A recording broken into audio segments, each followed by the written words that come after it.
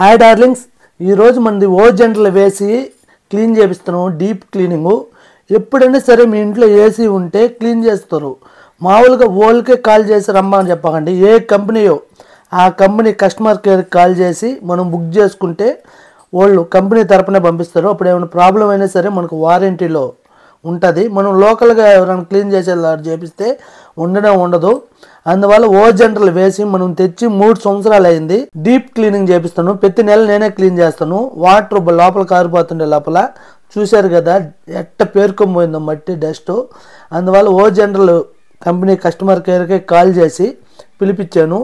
వాళ్ళు వచ్చి deep cleaning చేస్తున్నారు, చూడండి. అలాగనే మీది ఏమేసి అనేది కామెంట్ చేయండి ఫ్రెండ్స్. చాలా డస్ట్ అట్నే పేరుకొని వాటర్ అసలు కొంచెం కూడా బయట పోయేది లేదు. చూడండి, నేను ప్రతి నెల నేనే క్లీన్ చేసేది, కానీ ఇంత డీప్ క్లీనింగ్ మనం చేయలేం కదా.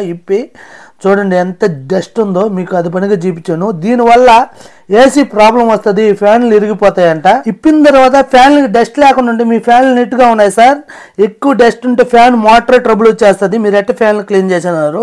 నేను నిదానంగా క్లీన్ చేసేదండి బ్రష్ పెట్టి. అలాగనే మీ ఏసీ క్లీన్ చేసుకునేటప్పుడు కొంచెం లేట్ అయినా సరే చిన్న బ్రష్ పెట్టుకుని బ్రష్లని సైడ్కి ఎలా అంటే చాలా క్లీన్ అవుతుంది.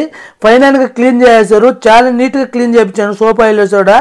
ఇలాగ మీ ఏసీ ఎలా క్లీన్ చేశారు అనేది కామెంట్ చేయండి ఫ్రెండ్స్.